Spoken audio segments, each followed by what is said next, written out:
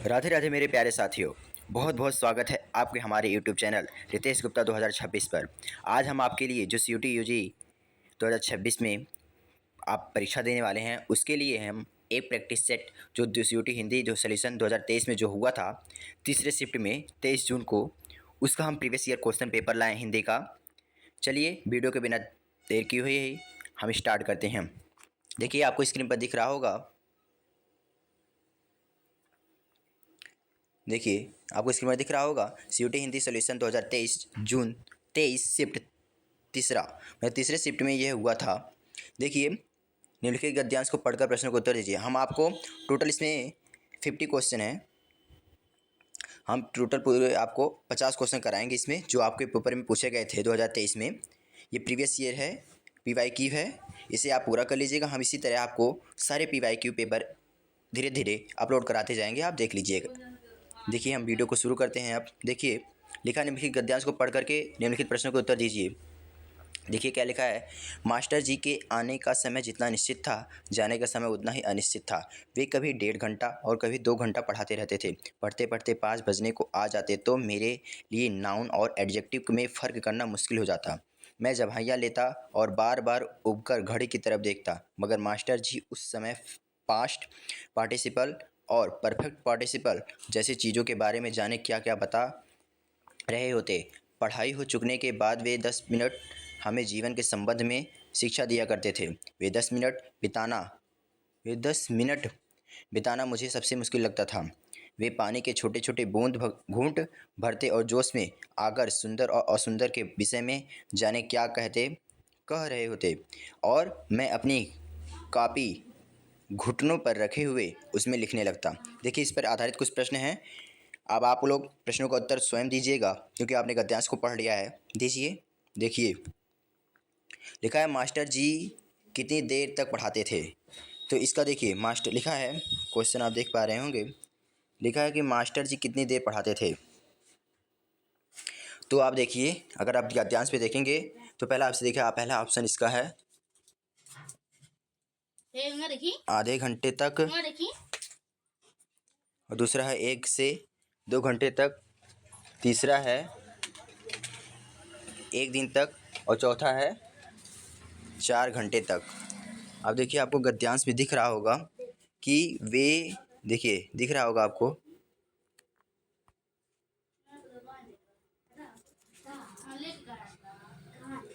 वे कभी 1.5 घंटा और कभी 2 घंटे पढ़ाते रहते थे। ठीक है, तो इसमें आपको जो आंसर हो जाएगा, इसमें आंसर हो जाएगा आपका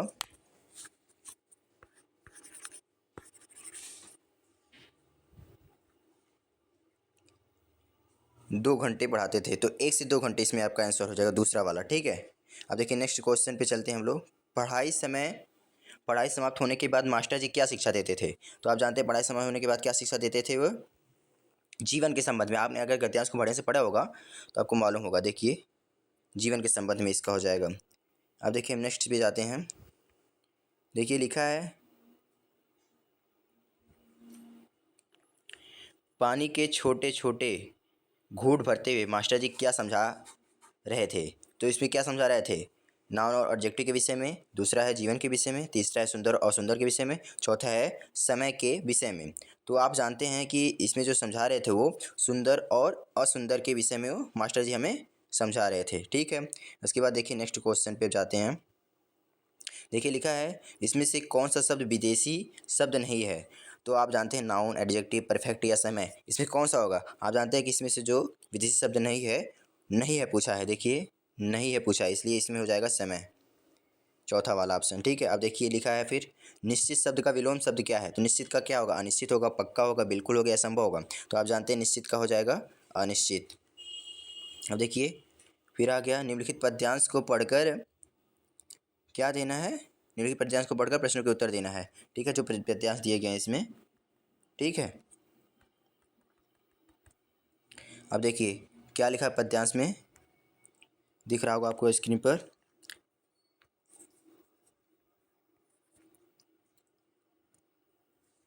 आज कज्जल अश्रुओं में रिमझिमा ले यह घिरावन, और होंगे नयन सूखे, तिल बुझे और पलक रूखे। आर्द्र चितवन में यहाँ सतविद्युतों में दीप खेला। अन्य होंगे चरण हारे और हैं जो लौटते, देसूल को संकल्प सारे। और देखिए उसके बाद है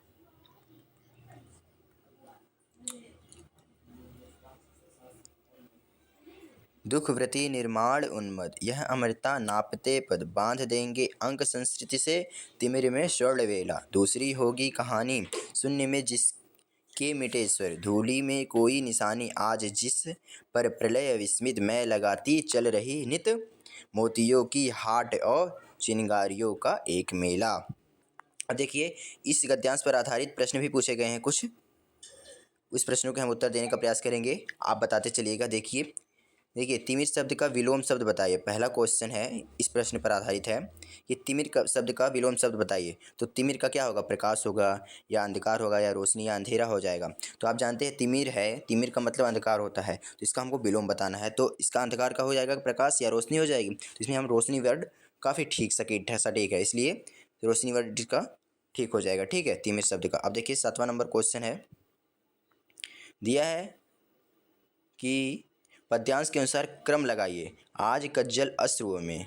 तो इसमें क्या पहले आएगा ये पूछ रहा है। ठीक है, इसमें आज कज्जल अश्रुओं में इसमें क्या आएगा। तो सबसे पहले इसमें देखिए आज कज्जल अश्रुओं में, इसके बाद जो हमने देखा था इसमें देखिए आज कज्जल अश्रुओं में रे ले यह घिराघन। तो ले ये घिराघन पहले देखिए इसमें किस ऑप्शन में दिया गया है। देखिए रिमझिमा ले ये घिराघन, तो ये ई वाला ऑप्शन दिया गया। देखिए इसमें विकल्प दिए गए हैं, तो जो ई से देखिए पहले ही ई से स्टार्ट हो गया अर्थात यही विकल्प सही हो जाएगा। ठीक है, आप देख लीजिए यही विकल्प होगा सही। अब देखिए नीचे लिखा है पद्यांश के अनुसार क्रम लगाते हैं, पद्यांश के अनुसार क्रम लगा लिया आपने। अब देखिए 8वां नंबर क्वेश्चन है, अमरता शब्द में प्रत्यय क्या होगा। अमरता में क्या हो जाएगा, आप देखिए अमरता शब्द में प्रत्यय रता होगा, ता होगा, अमर होगा कि मरता होला, मरता होगा। अब देखिए अमरता शब्द में आप देखेंगे अमर, अमर तो कोई शब्द है, लेकिन ये जो ता है यह प्रत्यय के रूप में जुड़ा हो, इसलिए इसका ऑप्शन दूसरा हो जाएगा सही। अब देखिए लिखा है 9वां नंबर क्वेश्चन, पद्यांश के अनुसार कज्जल अश्रुओं से आशय क्या होगा। कज्जल अश्रुओं, कज्जल मतलब काजल हो जाएगा और अश्रुओं माने आंसू हो जाएगा। तो जहाँ काजल और आंसू दोनों दिखे वहाँ पर लगा दीजिए टिक। देखिए काजल से भरी आंखों में आंसू, दूसरा वाला है, पहला वाला है कजरारी आंखों में आंसू, और तीसरा है आंसू से भरी आंखें, कज्जल से भरी आंखें। गलत हो जाएगा, ये दूसरा नंबर क्वेश्चन है, ये सही है क्योंकि कज्जल से भरी आंसू हो, कज्जल आंसू का मतलब यही होगा। अब देखिए नीचे है पद्यांश के अनुसार अंक शब्द का अनेकार्थी नहीं है। तो अंक का मतलब पद्यांश में जो दिया गया है उसके अनुसार आप बताइए कि अंक का अनेकार्थी क्या नहीं है इसमें। तो संख्या नहीं है, गोद नहीं है, भाग्य रेखा नहीं, अंश नहीं है। तो अंक का जो अनेकार्थी है उसमें पद्यांश के अनुसार अगर देखेंगे, वैसे तो अनेकार्थी सभी हैं इसके, लेकिन पद्यांश के अनुसार हमें गोद नहीं दिया गया, इसलिए इसका आंसर गोद हो जाएगा। अब देखिए नेक्स्ट नंबर है गद्यांश। अब देखिए गद्यांश पढ़िए, अहिंसा का मतलब सनक या कमजोरी नहीं है, भाग जाना अहिंसा नहीं है। यदि शत्रु के सामने निशस्त्र खड़े रहने की तैयारी ना हो तो उसके ऊपर प्रहार की तैयारी से खड़े रहो, लेकिन भाग जाना तो पूरी तरह त्याज्य और निंदनीय है। इसी बात को गांधी जी ने 100 बार कहा है। यदि आप शस्त्रों से स्वराज्य ले सकते हैं तो आप उसे ले लीजिए। मैं दूर खड़ा रहूँगा लेकिन गुलाम मत रहिए, और शास्त्रों से न लड़ सकें तो निशस्त्र लड़ाई में शामिल हो जाइए। स्वतंत्रता की लड़ाई तो हमें चालू रखनी ही पड़ेगी। भयभीत होकर सच्चाई के मार्ग से विमुख हो जाना अहिंसा नहीं कायरता है। इसी कायरता के कारण जातियाँ गुलाम होती हैं। गुलामी में सड़ते रहना तो मनुष्य को शोभा नहीं देता। गांधी जी यह कहना नहीं,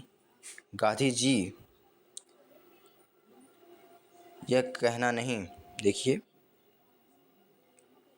कहना नहीं होती है, गुलामी में सड़ते रहना जीवन मनुष्य को शोभा नहीं देता। गांधी जी यह कहना नहीं था कि कल देखते देखते सारी सेनाएं मिट जाएंगे, भारत को भी सेना शास्त्रास्त्र सबकी ज़रूरत पड़ेगी। उसके बाद गद्य के 18वें अध्याय में कहा है कि मरने पर भी मरना नहीं होता है, लेकिन यह स्थिति इसकी है जिसे सारा विश्व अपने जैसा दिखाई देता है, उसके मरने में जीवन ही है। माँ बच्चे को मारती है, पर बच्चा माँ की गोद में ही छिपकर रोता है, इसलिए माँ का मरना मरना नहीं होता। राम ने रावण को मारा, लेकिन हम कहते हैं कि उससे रावण का उद्धार हो गया, तो राम का मरना भी हिंसा नहीं कहा जाता, वह तो उद्धार करने वाला मरना है। अब देखिए इस पर आधारित कुछ प्रश्न हैं। देखिए पहला प्रश्न है, इस अनुच्छेद के अनुसार अहिंसा का मतलब कमजोरी नहीं है, इससे क्या अभिप्राय है? तो आपका ऑप्शन क्या हो जाएगा इसमें? देखिए सनक है, कि भाग जाना, कि शत्रु के ऊपर प्रहार की तैयारी करना, कि भाग जाना त्याज्य और निंदय है। इसमें से देखिए क्या कहा है, अहिंसा का मतलब कमजोरी नहीं है। तो अहिंसा का मतलब कमजोरी नहीं है तो क्या है? इसका मतलब है भाग जाना है। अगर आप गद्यांश को ध्यान से पढ़े होंगे तो इसका मतलब है भाग जाना। ठीक है, दूसरा नंबर ऑप्शन सही हो जाएगा। अब देखिए राम के द्वारा रावण को मारना क्यों नहीं माना जाता है, हिंसा क्यों नहीं माना जाता है? तो आपने पढ़ा था गद्यांश में सबसे नीचे कि रावण का उद्धार हुआ था। इसमें चौथा नंबर ऑप्शन सही हो जाएगा, ना कि पहला दूसरा और तीसरा, इसमें चौथा हो जाएगा।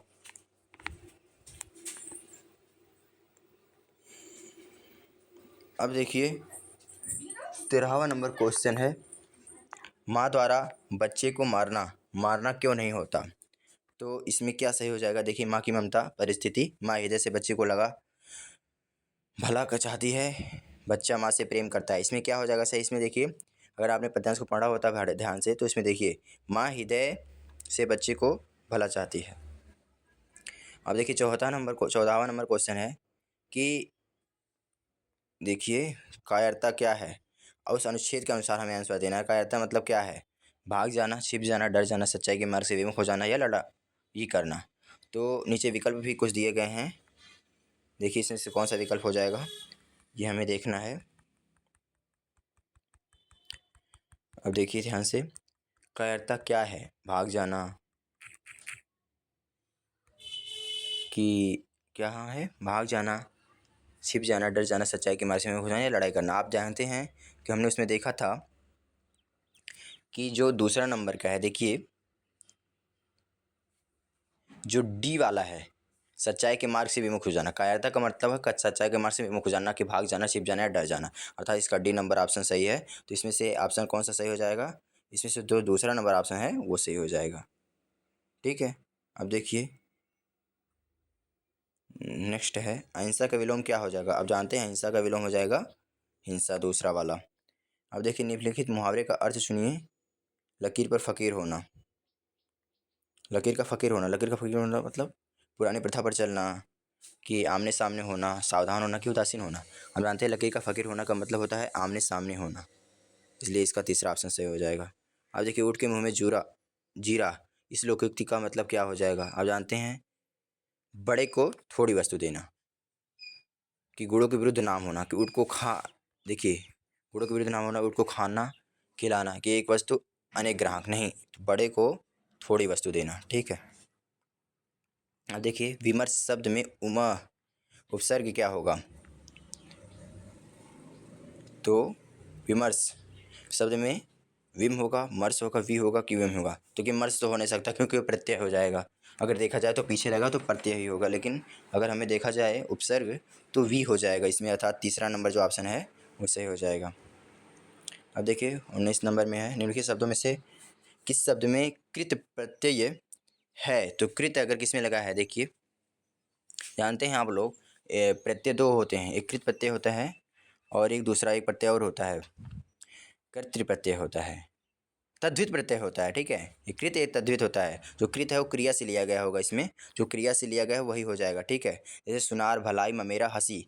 तो देखिए भलाई करना एक क्रिया है, भला भला चाहना, भलाई करना। ठीक है, ना कि सुनार क्रिया नहीं है, संज्ञा हो जाएगा, ममेरा भी नहीं होगा, हंसी भी नहीं हो जाएगा। ठीक है, हंसना तो हो जाता, लेकिन भलाई जो है अर्थात जो कृत प्रत्यय है वो एक तरह से देखिए तो अगर इसमें अगर इस ऑप्शन के अनुसार देखा जाए तो दूसरा भलाई ही हो जाएगा, क्योंकि ये क्रिया से ही बना है। अब देखिए वाक्य में उपयुक्त शब्द लिखना है, कि तुम बगीचे से, फिर खाली स्थान, फूल ला रहे हो, इसमें क्या भरा जाएगा? तो तुम बगीचे से मैली गेंदा, लाल या कमल। तुम बगीचे से एक तरह से देखा जाए तो इसमें लाल ही सटीक बैठ रहा है, मौली फूल नहीं बैठ रहा है, इसलिए अर्थात इसमें जो आपका ऑप्शन हो जाएगा वो हो जाएगा तीसरा नंबर लाल। ठीक है। अब देखिए, क्या कल हमने ताजमहल देखा वाक्य में विशेष से क्या होगा? इसमें ऑप्शन है, देखिए, हमने कल ताजमहल देखा, क्या कहा है? कल हमने ताजमहल देखा, इसमें विशेष से, अच्छा, कल हमने ताजमहल देखा, इसमें विशेष से क्या है? तो अगर आप विशेष से देखेंगे तो जिसकी विशेषता बताई जाती है वही विशेष होता है। इसमें ताजमहल की विशेषता बताई जा रही है, इसलिए ताजमहल क्या है? विशेष है। चलिए था तीसरा नंबर हो जाएगा। अब देखिए, फिर नेक्स्ट नंबर है 22 नंबर है, संप्रदान कारक का चिन्ह निम्नलिखित वाक्यों में से किसमें प्रयुक्त है? तो संप्रदान, संप्रदान के लिए होता है। इसमें वो फूलों को बेचता है, उसने ब्राह्मण को बहुत सताया है, तो और प्यासे को पानी देना चाहिए, बच्चों को पेंसिल, तो इसमें क्या हो जाएगा? आप देखिए, संप्रदान के लिए मतलब किसी के लिए कोई वस्तु किसी को दान दिया जाए वो तो आता है। तो इसमें देखिए, प्यासे को पानी देना चाहिए, ये वाला ऑप्शन सही हो जाएगा। अब देखिए, वाक्यों में से क्रिया शब्द का चयन करना है। वाह, कहो तो मैं तुम्हें अपने जीवन का सारा किस्सा सुना दूं, इसमें से कौन सा सही हो जाएगा? आप जानते हैं, देखिए, कहो भी एक क्रिया है, उसके बाद अगर सुना देना ये भी एक क्रिया ही है, लेकिन जीवन का क्रिया नहीं है, सारा भी क्रिया नहीं है, किस्सा भी क्रिया नहीं, अर्थात ए और बी ऑप्शन। तो इसमें जो पहला ऑप्शन है वही सही हो जाएगा, ना कि दूसरा और तीसरा चौथा हो जाएगा। ठीक है। अब देखिए, अव्यय शब्द का उदाहरण उदाहरण शब्द में कौन सा नहीं, अवयव कौन सा नहीं है? देखिए, जाता मैं परंतु, अच्छा, अवयव होता है जो लिंग व लिंग के क्या कहते हैं, जो लिंग उसके हिसाब से नहीं बदलता है, जो वही अवयव होता है। जाता भी जाति की हो सकता है, लड़की अगर संज्ञा आ जाएगी पुल्लिंग हो जाएगी, स्त्रीलिंग है अगर जाति जाति हो जाएगा अगर स्त्रीलिंग आ जाएगा। और मैं परंतु, अच्छा, लेकिन जो परंतु है वो नहीं बदलेगा, लेकिन अच्छा को अच्छी हो सकता है, लेकिन परंतु परंतु ही रहेगा, चाहे वो स्त्रीलिंग हो चाहे पुल्लिंग हो, इसका लिंग वचन कुछ भी नहीं बदलेगा। इसलिए जो अवयव होता है यही इसकी परिभाषा कि वह लिंग वचन के अनुसार नहीं बदलता है कभी भी, इसलिए इसका आंसर तीसरा हो जाएगा। अब देखिए, निष्पट में कौन सी संधि है? निष्पट, अब जानते हैं जब निष्पट को आप तोड़ेंगे तो नी हो जाएगा और कपट हो जाएगा। ठीक है। तो इसमें आप जानते हैं कौन सी संधि हो जाएगी? अब देखिए, इसमें व्यंजन संधि होगी, क्योंकि नी हो जाएगा, वो विसर्ग संधि हो जाएगी, क्योंकि नी होगा ना, तो विसर्ग लग गया, इसलिए विसर्ग संधि होगी। नी धन कपट बराबर निष्कपट हो जाएगा। ठीक है, इसलिए इसका आंसर हो जाएगा तीसरा, विसर्ग संधि। महत्व शब्द का संधि विच्छेद करना है। देखिए, महत्व शब्द का शब्द संधि विच्छेद क्या हो जाएगा? महधनत्व, महद्धनत्व की महान धनत्व की महत धनत्व। अब देखिए, महत्व अगर जब तोड़ेंगे आपको इसे, तो महत और त्व अर्थात सेकंड वाला ऑप्शन हो जाएगा इसका सही। अब देखिए, श्री गुरु चरण सरोज रज निजमन को सुधार में कौन सा, वो सुधार में क्या है? ये छंद है, चौपाई है, सोठा चौवैया है। तो आप जानते हैं ये पूरा ही, ये पंक्ति चौपाई है। ठीक है, पंक्ति क्या है? चौपाई है, इसलिए चौपाई इसका सही हो जाएगा। अब देखिए, नील गाय में कौन सा समास है? अवयवी द्वंद्व कर्मधारय की द्विग। नील गाय, तो इसमें आप देखेंगे कर्मधारय समास हो जाएगा। आप कहेंगे कैसे?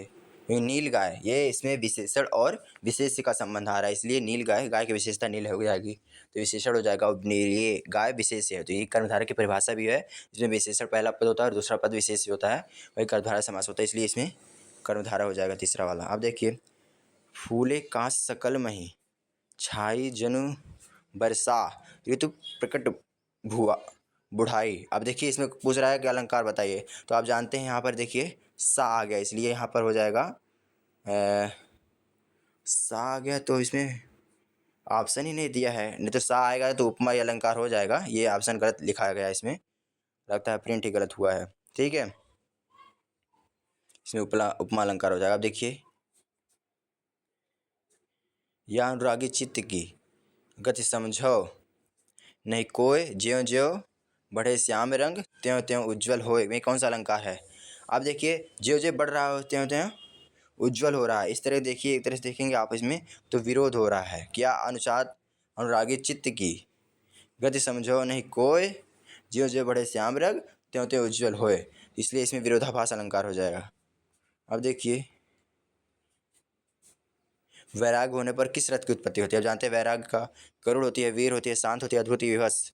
कौन सा इसमें सही हो जाएगा? आप जानते हैं वैराग्य होने पर हमें वैराग्य होता है तो हमें शांत रस की उत्पत्ति हमारे दिमाग में होती है, इसलिए इसका ऑप्शन सी हो जाएगा। अर्थात जो इसमें विकल्प दिया है वर्णी टू विकल्प, जो सेकंड वाला सही हो जाएगा। अब देखिए अल्प सम का विलोम, अल्प का जानते हैं, अल्प का मतलब थोड़ा हो जाएगा, इसका जो विलोम हो जाएगा अधिक, तीसरा वाला ऑप्शन। अब देखिए मछली शब्द का पर्यायवाची शब्द क्या होगा? मछली शब्द का पर्यायवाची क्या हो जाएगा? जल हो जाएगा, पंकज, पंकज की जलचर की मेष। अब जानते हैं मछली का जलचर होता है। अब देखिए अन्योआश्रित वाक्यांश के लिए एक शब्द, मतलब जो दूसरे पर आश्रित हो, एक दूसरे पर आश्रित होना, इसका मतलब जो दूसरा ऑप्शन है वो सही हो जाएगा इसमें। अब देखिए जिसके जिसके होश ठिकाने ना हो, वाक्यांश के लिए जिसके होश ठिकाने ना हो, बेहोश, बदहोश, मदहोश, होश, पूरे होश में, इसका क्या ऑप्शन सही हो जाएगा? तो जिसके होश के ठिकाने नहीं होते हैं, या तो बेहोश होगा या तो बदहोश होगा, मदहोश तो नहीं हो सकता है, बदहोश हो जाएगा या बेहोश हो जाएगा, अर्थात इसका ए और बी केवल सही है। अब देखिए जिज्ञासु शब्द का अर्थ क्या है?